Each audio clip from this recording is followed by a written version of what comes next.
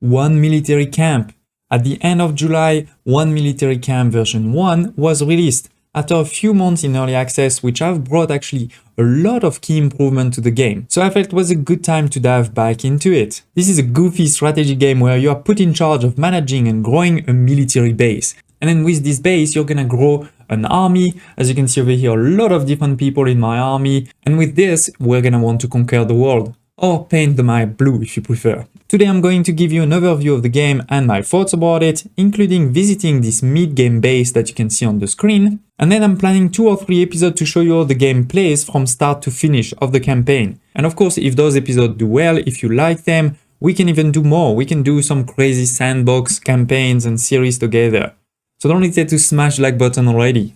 Okay, so let's dive in. First of all, you have the choice between campaign and sandbox. The campaign has a story, there's a tutorial, etc. Right? And sandbox where you can play with a lot of custom rules. So there's definitely a lot of replayability in this game. Because look at those options. For example, we have 10 map types.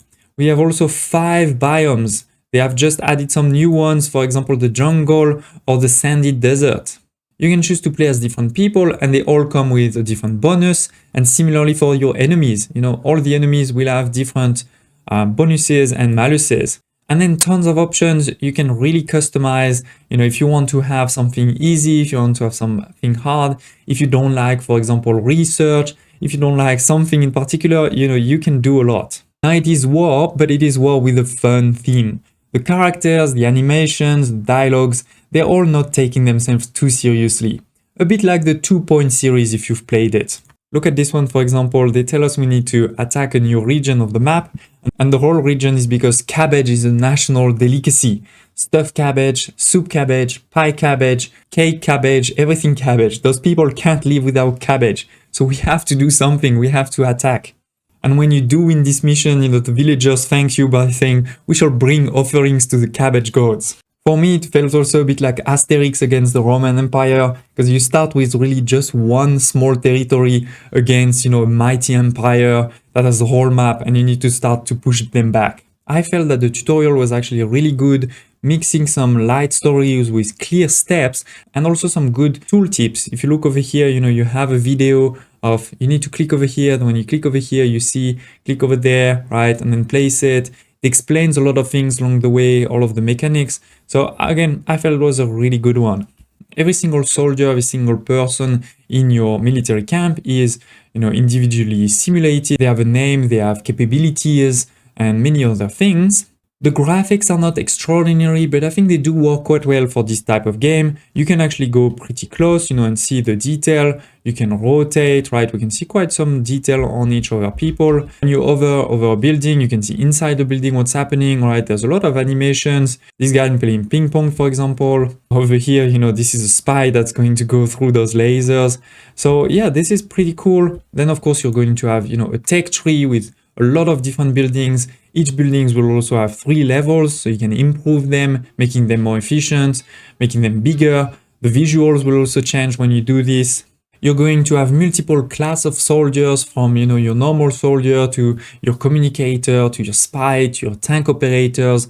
So slowly but surely, you're growing a more diverse army. And this is what you can see over here. Then to do missions, you will need a number of specific operators. For example, for this mission over here, I need 1 comm operator, I need 1 infantryman or woman, and 1 aviator. And then we can do the mission. There's a bit of RPG where you want to improve the skills of your people. For example, this one over here, has 14 and 16 in terms of speed and force.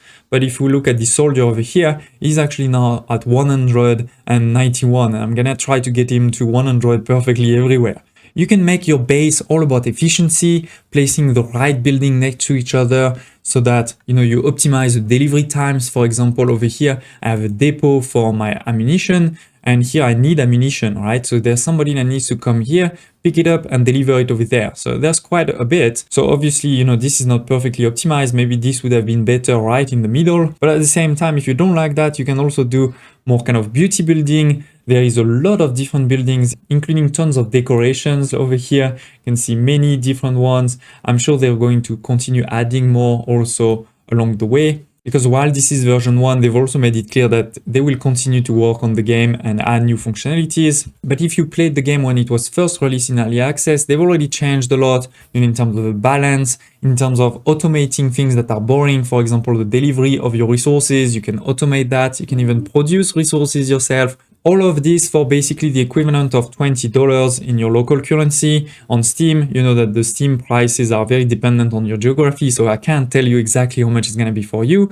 But yeah, around 20 bucks, which I think is a great price. You know, this is obviously not a game as deep as Total War Warhammer 3, for example, but you know, this is also only 20 bucks and not 60 or 80. You're definitely going to have hours of content in the campaign, and also you saw that the sandbox has tons of replayability. So I do think, you know, this is a good one to keep an eye out if you like this type of games. Now, if you're not convinced, I'm going to explain now what's happening in my base, what I've built, etc. But don't hesitate also to share in the comments below if you have any questions or thoughts. So first thing first, this is the entrance of the base. We have in particular, new recruits that are going from time to time and will enter our base. They will enter through this building over here. So we can see all of the recruits that are trying to join. You can also click here or F1 to see all of those recruits at once. You know, we can order them by their speed or other things. If somebody stays there for too long, at some time they're going to get tired and leave. That's normal. You can also obviously kick them out. For example, I don't like this one, you're gone. There is 4 key characteristics. The speed, the strength, the intelligence, and the accuracy, but you also have, bonuses. For example, this one over here has the bonus heroic, which reduces the chance of squad mates not making it back from a mission by 15%. That's a pretty cool one. This one over here has a bonus, but also malus. So his experience as a maintenance worker will increase 25% faster, but he will recover 25% slower from an injury or illness. So you need to be a bit smart when you recruit. At the beginning, obviously, you won't have tons of choice, but in the future, you start getting people that are pretty good. Now, looking at the UI over here, we have really the key thing, which is our money, right? We have our money, our bank account, 78,000 in our bank account, and this is our income, right? Right now, our income is actually negative. I have too many people, too many buildings for the size of the empire. So that means we need to go and conquer more territories. Then this is your research point. I'll talk about it in a second. And then over here, the overall population, you can have up to 200 soldiers, and you can see the detail of my soldiers right now. 6 maintenance people, 2 cooks, 4 medics, etc., etc. At the bottom over here, we have the day-night cycle. We are right now at the beginning of the day, maybe it's like 10 a.m. or something. You can accelerate the time if you want. Then over here, this is to build, to recruit people, soldiers list, and there is a 4, which is there's 4 things we should probably do. There's 4 sort of warnings. I really like this UI over here. Attention required. You click on it, you get to the soldier, you know what's happening. For example, this one, it is assigned to an activity that is not suitable for his training goal. Because I've set up a training goal, which is I want him, to get to 100% on accuracy, and he got to 100%. So now he's basically, wasting his time. So we're gonna move him actually to strength, because strength is quite low. So here it is. Now he's gonna move. And by the way, let's do this one while we're at it. It's the same. He needs to move to strength. Over here we have a building list, right? We can see all of our buildings. We can filter them. And we can also see the warnings. One warnings is this one actually has no personal working right now, because there is one person assigned to this building, but it's somebody that's going to work during the night. You can see the moon over here. This is somebody working during the night. I have nobody working during the day, so I'm gonna need to assign somebody else. So this way, 24-hour a day, there is somebody working the building, but obviously not the same person, because otherwise they will never sleep, they will never eat, and you need to do all of this. If you look at everybody over here, they have their health, they have their food, is their stomach empty or full, they have their energy, so have they been resting or not, and they have their happiness. Have you given them, too much work or not enough work, or have you given them, entertainment, which is over here. I have an entertainment building. Over here, this is my electric production, which is right now based on fuel.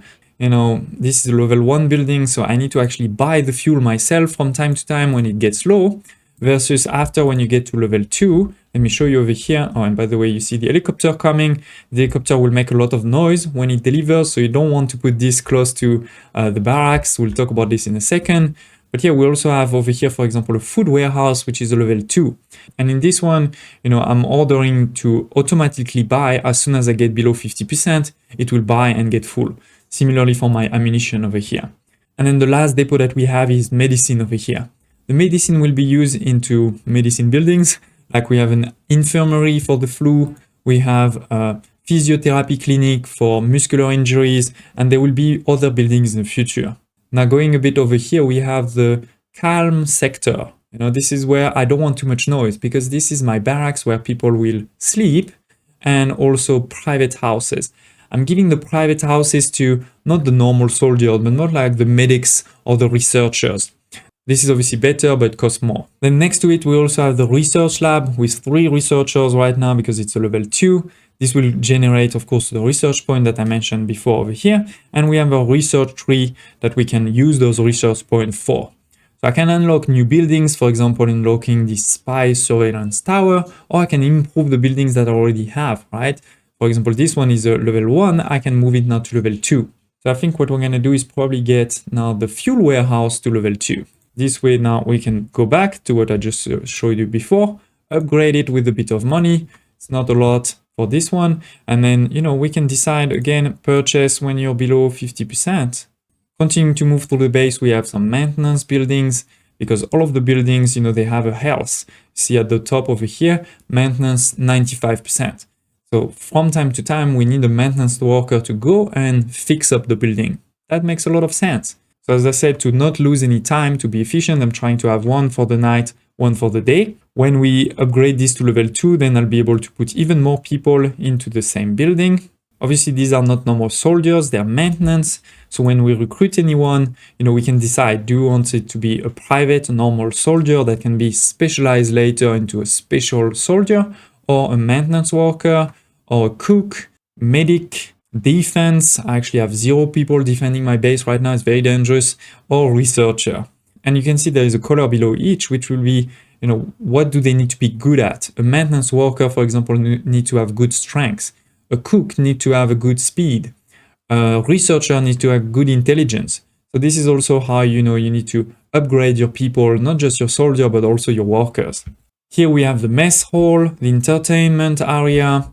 We have here our heliport, which is how we're sending people on a mission. And then over here we have our training area. This is intelligence training, strength training, speed training, accuracy training, right? So all the basic training. Then we move into level 1 specialization. So this is the commerce operator, for example, or the explosive.